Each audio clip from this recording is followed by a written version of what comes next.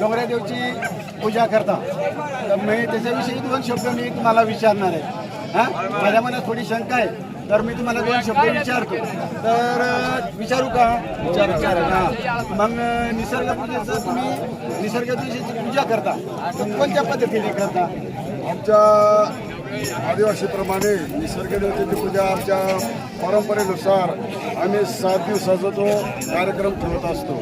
कोणी 7 दिवस ठेवतो, कोणी 5 दिवस ठेवत असतो. त्या व्रताचं आम्ही सुरुवात करताना गावामध्ये एक अशी ठराविक जागा असते आमची. त्या जागेवरती आम्ही आमच्या गावामध्ये मुदानी असते, मुदानीच्या सहकार्याने सहमतीने तो कार्यक्रम आयोजित करू. त्या ठिकाणी त्या जागेवरती कमादी थोंब म्हणून तुळशी आणि झेंडू यांचे झाडं आम्ही रोपत असतो. हां, तुम्ही किती दिवस हा कार्यक्रम ठेवता? 7 दिवस. 7 दिवस ठेवता का जास्त वाढवता?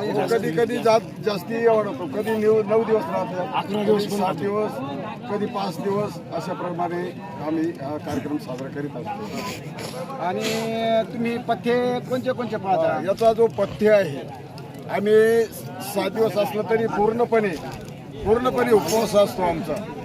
उपवास आणि व्रत असा की आम्ही व्रत उपवास करतो, त्याला फक्त शेंगा चालत असतात आणि मकईची फुले चालत असतात. एवढे असे फराळ चालतात फक्त त्या उपवासाला. आणि तुम्ही निसर्ग डोंगऱ्या देवचे कितव्या दिवसांनी जाता तुम्ही? आम्ही 7व्या दिवसाने किंवा 6व्या दिवसाने जातात. त्या व्रताचा असं आहे, आम्ही सुरू केल्यानंतर पूर्ण त्या माऊलीला वर्तस्थ ठेवत असतो आणि अंगावर कपडे पण राहत नाही. आम्ही कमरेखाली फक्त धोतर असतो, उपर नसतो. पूर्ण शरीर आमचं म्हणजे मोकळा असतो. अशा पद्धतीने त्या माऊलीला रूप देतो. आणि जो बाहेर जाण्याचा जो आम्हाला दिवस असतो त्याला पौर्णिमा म्हणतात, मार्गशीर्ष पौर्णिमा. त्या पौर्णिमेच्या दिवशी आम्ही गडावर जात असतो. गड आमचा डोंगराच्या अशा कपारीला असतो वरती. त्या गडावर जाऊन मुदानीच्या हस्ते त्या ठिकाणी पूजा केली जात असते. मग गडावरून आल्यानंतर तुम्ही तिथं थांबता का धानीवर आणता? गडावर गेल्यानंतर त्या ठिकाणी त्या दिवशी आम्ही जंगलात मुक्काम करत असतो. दुसऱ्या दिवशी धानी असते आमची, गावाची नेमलेली धानी असते.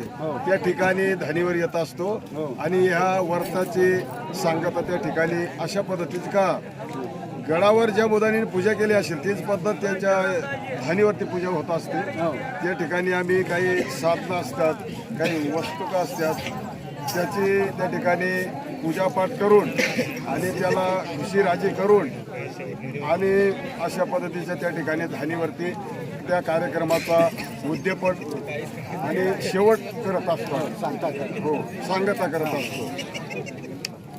अशा प्रकारे या व्रताचा सांगता होत असतो.